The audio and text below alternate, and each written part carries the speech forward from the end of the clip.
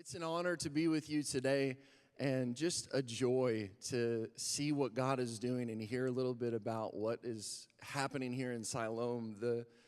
I think Pastor Gary described our relationship well, is true friends. And there is very few people who I consider to be as great as an encourager as your pastor, and he and his wife are just encouragers, not only in my life, and I know in your life, but so many other people's lives. And you are so blessed to have pastors like them and your entire staff. It is just incredible to see the health of this team and this church, and I'm excited because I know that the greatest days of the assembly are ahead of us, and I can't wait to see what God is going to continue doing here.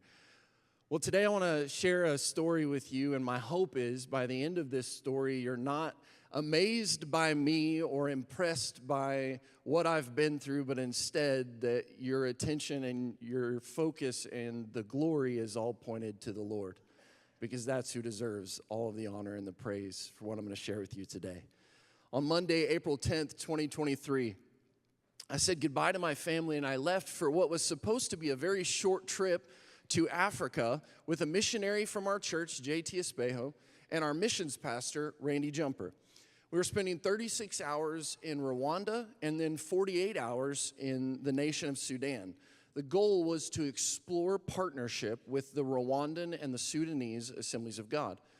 Now, before we left for Africa, I had the same dream 2 nights in a row. God showed me a man that I would meet in Africa and a message that I was supposed to share with him. God loves you, He knows your name, and He has a plan for your life. The second night of that dream, I felt that God gave me the name of that man, and that name was Ahmad. Now, I took note of it, but I didn't think much of it, because if you're anything like me, I hope and pray that the majority of my dreams don't come true because they're so weird. On Friday, April 14th, at 2 o'clock in the morning, we landed in the capital city of Sudan, Khartoum. Our team leader in Sudan, Alberto, picked us up, and we checked into our hotel called the Corinthia around 3 o'clock in the morning. After 4 hours of sleep, we drove 30 minutes to a small community, and we were amazed at what we saw.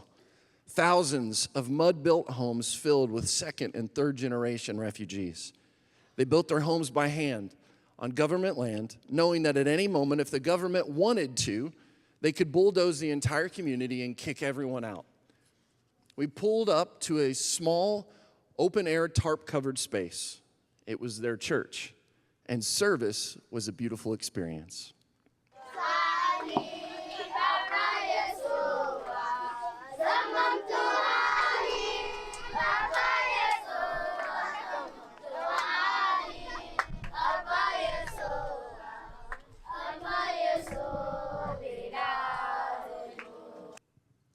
You may recognize that song is I Have Decided to Follow Jesus. No turning back, no turning back.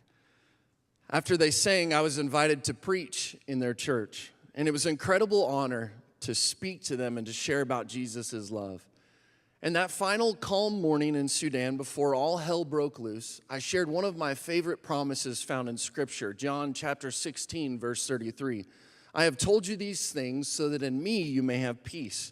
In this world, you will have trouble, but take heart, because I have overcome the world. Only God knew what would happen less than 24 hours later. The children and the adults in that service would experience this world trouble like never before.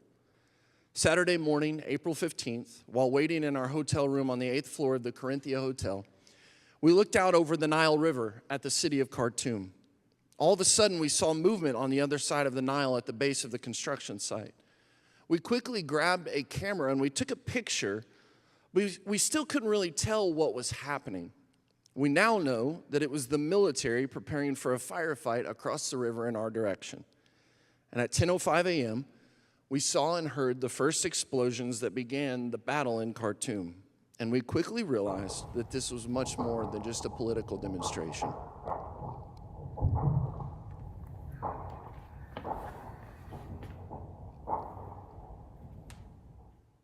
The bombs got louder and closer. The building rattled from the concussion of the explosions. The hotel lobby was filled with about 22 guests from all over the world and around 30 of their staff. Continual bursts of gunfire on the streets echoed through the large empty lobby. And we sat there with no information, unsure of what was happening and wondering if our building would be the next target. Now, it's certainly a flaw in my personality, but I ran the worst case scenario about 100 times. And faced with a new anxiety and fear, the reality that this could be my last moments alive, I wondered, am I okay with dying? Sitting on the couch, positioned between the pillars and the walls of the lobby, as the sounds of gunfire and bombs continued, I closed my eyes and I prayed. I asked the Lord to forgive me, to take care of my wife, Meredith, and the rest of my family, and that His will would be done. Tensions were high. We were all on edge. There was a lot of what ifs and uncertainty. The staff turned on the news, which was in Arabic. Now, you don't know this, but none of us speak Arabic. So trying to figure out what the news was saying was absolutely comical. We discovered that Google Translate has a photo feature.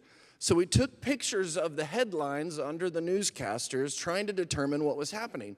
The problem was, it wasn't always perfect. My favorite one from our entire time there said this: the Sudanese army and the Rapid Support exchanged accusations of groceries in the stomach. And I thought, if these dummies are shooting each other over groceries, surely we can find some more lettuce. But we watched as the conflict escalated quickly. The international airport was bombed and captured by the militia. A local TV and radio station was captured. The city was falling apart, and we were right in the middle of it. Our hotel was a little less than half a mile down the road from the presidential palace, which was where the fighting was the worst. And we knew it was bad, but we had no idea how long the journey would last. That afternoon, my dad encouraged us to start a journal of everything that happened. We called it our captain's log. Just reading the log would take longer than we have today. It's 36 pages long, filled with the ups and downs of our experience in Sudan, when they happened, where they happened. That night, we decided to stay together in one room. Something about being together brought comfort and security. We brought 2 twin-sized beds in from one room. We put them on the floor of the other. It kind of felt like camp. It was quite a good setup. And at 10:30 p.m., the end of our first day in the war zone, we decided to try and sleep. A mere 41 minutes later, at 11:11 p.m., we heard the sound of a fighter jet. It started in the distance, but got increasingly louder as the jet approached. The walls of the hotel began to rattle in our room because the low-flying jet just kept getting nearer and nearer. And then suddenly we heard a new sound that we hadn't heard. It was the sound of a missile being fired from the jet. A second after we heard the missile fire, we heard what I can only describe as the whooshing sound as the missile flew past our hotel room and struck its target directly across the Nile River. We carefully peeked through the window, and the sky immediately lit up from the flames of the explosion. And all around us, the dark sky was painted an amber tint from the flames of burning buildings and vehicles being hit by airstrikes. The fighting never stopped. The entire night, we were abruptly woken up by the rattle of jets passing our hotel, the concussion of bombs, the sounds of unending gunfights. We woke up the next morning, we peeked out of our window, and we noticed a new hole in the roof of our hotel not far from our room. We later found out that in the middle of the night, a mortar strike hit our hotel. And that's miracle number 1. Out of all the bombs that exploded and destroyed their targets all week long, somehow that bomb didn't explode. Days 2 through 6 were filled with unending fighting. Close calls with bombs, trips to the basement for safety. There was a lot of fake news, ups and downs emotionally, and because of the danger of sleeping in our room, we had to move downstairs to the floor of the spa. And for the rest of our trip, we slept on pool chair cushions on the tile floor. And I'll just tell you, spa days really aren't that great. News of supposed ceasefires resulted in people trying to leave, while other hotel staff came to the hotel because it was safer than their homes. But every ceasefire wasn't. There was always shooting. Some left on foot. Some drove themselves out. Some made it safely. Others, no one knew. Still others were turned around because they were shot at while trying to leave the hotel. And one day, our Lebanese friend left. And the report we heard was that Abdurrahman never made it to his destination. Everyone assumed he was dead.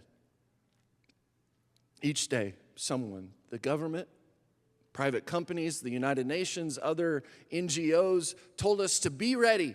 We're coming. And our instructions were, be ready because when we come, you won't have much time.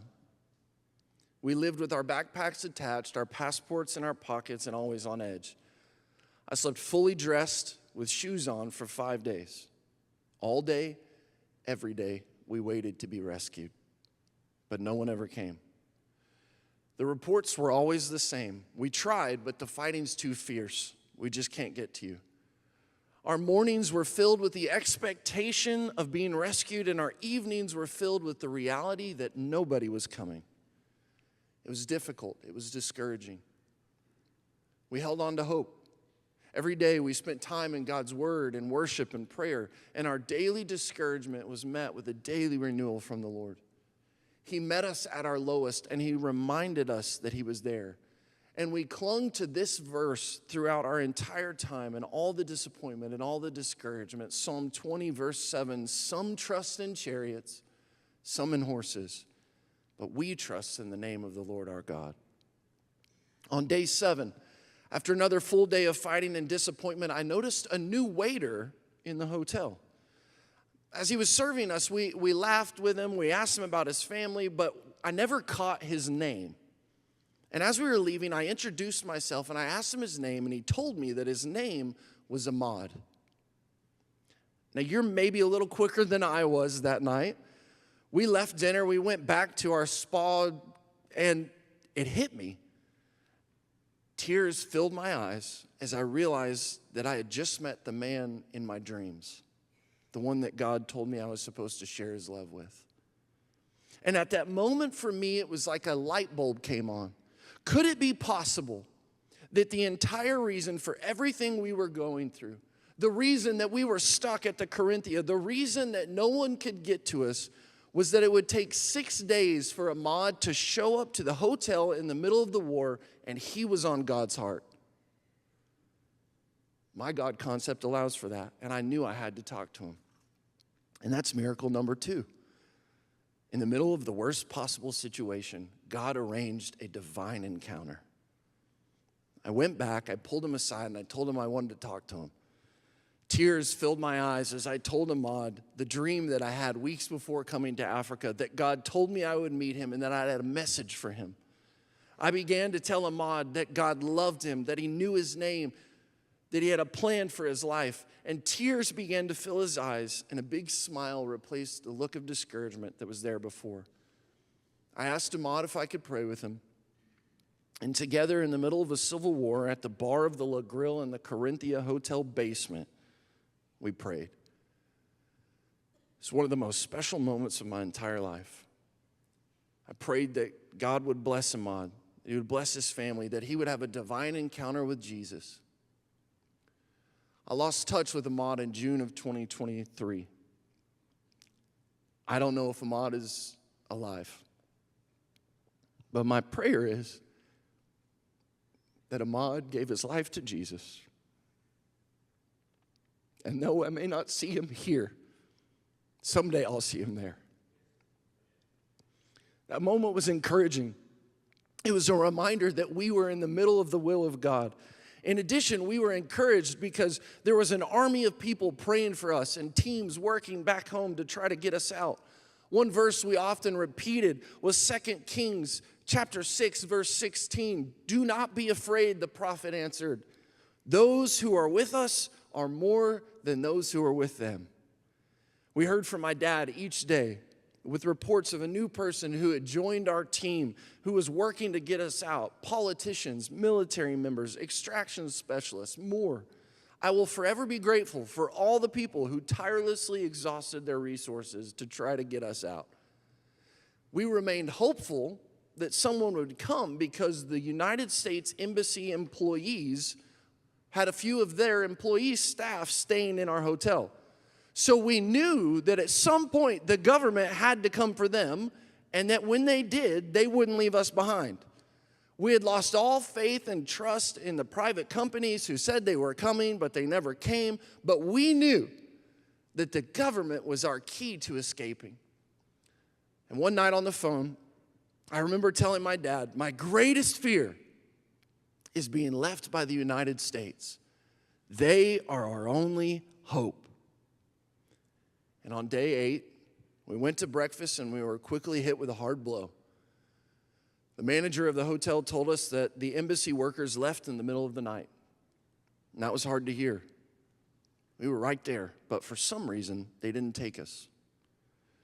We let the team at home know, but they were still confident that they were going to come and extract us. We just needed to be patient. We didn't need to panic. And in that moment, I snuck away to one of the massage rooms, and I laid on the table, and I just began to cry out to God because I knew there was no one left to rescue us. We were going to be stuck there. What were we going to do, God? God, you could stop the fighting now if you wanted to. You could get us out. Why are we still here? And it wasn't an audible voice, but it's as close as it's ever been. The Lord just said to me, do you trust me? Everyone and everything else has failed, but do you trust me? God corrected me.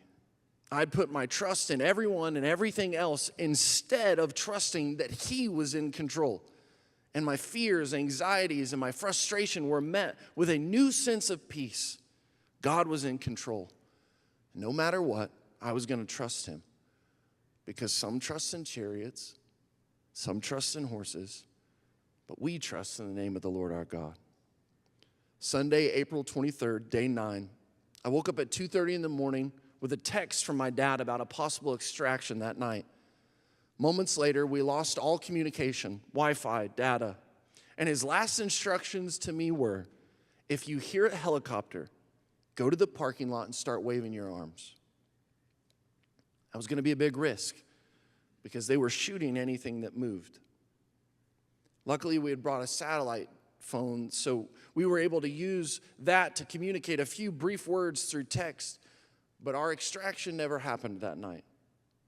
And early that morning, the news confirmed that the embassy had evacuated the country and they were gone. They left us. We were frustrated. We were hurt. But some trust in chariots, some trust in horses, some trust in governments, but we trust in the name of the Lord our God. Our government let us down, but God is so much better than the government. It was a challenging time. Having limited communication with home was really hard, and on top of that, the team at home told us that all of the options were falling apart at the same time, and they were scrambling. But our hope and our trust and our faith were no longer in the government or the companies or the people. We knew the only way we were going to get out was with God. He would make a way in His timing. Day 10, Monday, April 24th, felt different from the start. We'd lost phone service and internet, and our only way to communicate was with that satellite phone. And the only way we could get connection on that is if we climbed to the roof of the hotel. One person shimmied out behind an air conditioning vent and held it up to the sky so that we could get text out. At breakfast that morning, a reporter from Al Jazeera, an Arabic Muslim TV network, who had moved their crew into our hotel, asked us, "Why are you still at the hotel?" Well, we'd love to not be at the hotel, but there's a little thing going outside. It's this big war. They're shooting each other, and we're not going to just start walking down the street. But that's when we discovered that almost everyone had left. It was us, the news team, a few employees, and one really, really strange French man. At 9:30 that morning, we began having our God time. and worship was powerful. The Spirit of God fell into our hotel room. Something was moving. Something was changing. Pastor Randy opened up his Bible and he began to read from 2 Samuel chapter 22. And that passage quickly turned from an encouraging declaration of the power of God into a prophecy over what was about to happen in our situation. And I just want to read part of it, verses 7 through 12 with you. This is what it says. In my distress, I called to the Lord. I called out to my God. From his temple, he heard my voice. My cry came to his ears. The earth trembled and quaked. The foundations of the heavens shook. They trembled because he was angry. Smoke rose from his nostril, consuming fire from his mouth. Burning coals blazed out of it. He parted the heavens and came down. Dark clouds were under his feet. He mounted the cherubim and flew. He soared on the wings of the wind. And now I want you to remember what verse 12 says. He made darkness his canopy around him, the dark rain clouds of the sky. At 1:30 p.m., we looked out of our window, and in the distance, we saw what looked like a dark cloud. Now, Alberto, who has lived in Sudan for a long time, said, that can't be a cloud. It can't be because we don't get clouds this time of year, and we certainly don't get rain. You see, it's the dry, hot season in the desert of Sudan. They don't have summer showers like we do. They don't even get clouds. They have sandstorms, but never rain. This was clearly a dark cloud, and the cloud was moving towards us, and we knew this was a sign from God. Something was about to happen. And that's miracle number 3. The glory of God appeared like a dark cloud and cast its shadow over the entire city of Khartoum. At that moment, we got a message on the sat phone. The hotel was no longer safe. We needed to leave immediately. We went to where Al Jazeera, the Arabic Muslim TV network, was stationed in our hotel. Pastor Randy had connected with a man named Abdul throughout the week. He'd even been praying with him for his family. Turns out Abdul was the director of Al Jazeera and highly connected to high-ranking officials on both sides of the war. We asked if they would be willing to take us to a place of safety. He called his driver and he agreed. Abdul told us to pack light, to be ready to call him if we had any trouble, that he would ensure our safety. I want to show you another verse in 2 Samuel chapter 22, verse 44. You have delivered me from the attacks of peoples. You have preserved me as the head of nations. People I did not know now serve me. Strangers. We went to our room. We filled our backpacks with bottles of water, a few essential items. Moments later, there was a knock on our door. The driver was ready. We ran down to the lobby. We were about to walk outside when our phones suddenly started dinging and receiving notifications. And that's miracle number 4. Somehow, even though communication was blocked, our connection was restored just as we were about to go. We quickly called our families. I told my dad that we were leaving, and he handed the phone to my wife, Meredith, for the hardest 8-second phone call of my life. And we cried. But in my heart, I knew I had nothing to fear, that God was going to deliver us to safety. We hung up. We walked outside. And the moment we walked out the front door, the thickest of the dark clouds were above us. And a raindrop fell and hit the ground. And we knew it was a sign from God. And as we walked down the ramp to the car, rain slapped the concrete all around us. And that's miracle number 5. We were filled with peace even as we walked outside into the war zone to begin a drive that had resulted in death for so many others. We hopped in the van and we began our 25-minute drive across the city of Khartoum to a hotel on the other side of town that was a little bit safer called the Rotana. And miracle number 6. For the first time in 10 days, we never heard a gunshot. The entire drive, there was nothing but peace. It's one of the worst scenes I've ever seen in my life. We passed through 2 different checkpoints with no trouble. We drove past countless militia members who didn't even look at us. The now rain-soaked streets were littered with bullet casings. Holes were in every building we passed, from tanks and mortars and RPGs. And I'll never forget the smell. The only way I can describe it is the smell of war. Our driver carefully navigated through back alleys, dirt roads, and fields. And after 25 minutes, we pulled into the Rotana in an Al Jazeera van. That's miracle number 7. God used the most unlikely method possible to get us to safety. The Arabic Muslim TV network loaded 3 American preachers into their van and drove them to safety. Only God could do that. And guess who was standing at the door of the hotel when we got there? Our friend Abdurrahman that we thought was dead. Now, sadly, we had made it safely to the hotel, but our missionary was still separated from his wife and his 2 teenage daughters. They were also stuck in the middle of heavy fighting in a different part of town. And that morning, the girls ran out of food and water, and they decided to leave their apartment on foot and walk 3 miles through heavy fighting to try to make it to us at the Rotana. Their journey would take them through the middle of the RSF territory, which were the bad guys. They're known for committing horrible atrocities to women. When we arrived at the Rotana, the girls were still somewhere making their way to us, and we couldn't get to them. Alberto tried to go, but he had to turn back because it was just too dangerous for anyone to go on foot.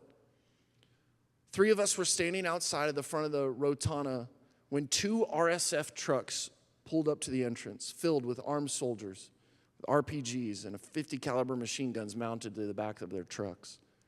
People panicked. They ran inside. They hid behind bushes. They laid on the ground. Everyone was scared. The trucks pulled around and they stopped at the front of the hotel.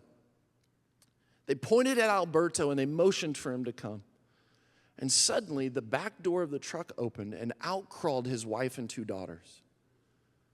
And that's miracle number 8.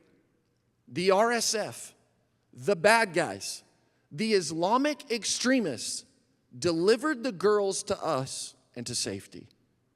Only God could do that. We were safe, but we still had to escape Sudan. And we had 2 significant obstacles in front of us: the desert and the Red Sea. Does that sound familiar to anybody? Yeah. The next morning, we got on a very scary bus with other refugees for what was supposed to be a 12-hour ride that actually took 17 and a half hours through the desert. It was our only option. There have been reports of buses breaking down in the middle of the desert, looters robbing buses, and the RSF assaulting people making the journey. The road was the worst road that I've ever been on. Many times, it wasn't a road. It was just sand. The other bus traveling with us broke down in the middle of the desert.